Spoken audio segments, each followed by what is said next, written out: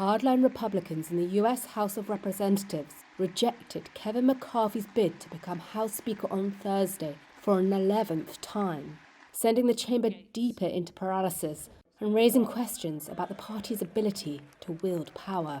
No member-elect having received a majority of the votes cast, a speaker has not been elected. No speaker election has been this drawn out since the dysfunctional era leading up to the US Civil War in the mid-1800s. McCarthy failed to secure the backing of 218 lawmakers needed to succeed Democrat Nancy Pelosi as Speaker, over a grueling 11 votes across 3 days. All 212 Democrats voted for their leader, Hakeem Jeffries, to hold the gavel. McCarthy is about 17 votes short of securing the speakership.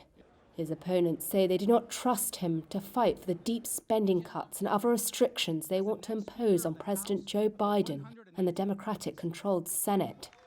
McCarthy, who was backed by former President Donald Trump for the post, offered the holdouts a range of concessions that would weaken the Speaker's role. But some of his opponents have showed no sign of yielding. Representative Matt Gaetz is one of them.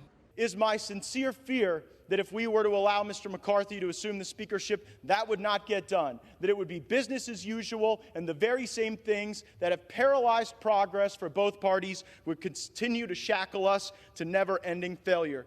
We can be better than that. Gaetz instead nominated Trump for the role. A House Speaker does not technically need to be an elected lawmaker. Without a leader, the House remains frozen, unable to even swear in newly elected members, let alone hold hearings, consider legislation, or scrutinize Biden and his administration. In a late-night bargaining session, McCarthy offered the holdouts greater influence over what legislation comes up for a vote, according to a source familiar with the talks. He also offered the ability for any single member to call a vote that could potentially remove him from the post.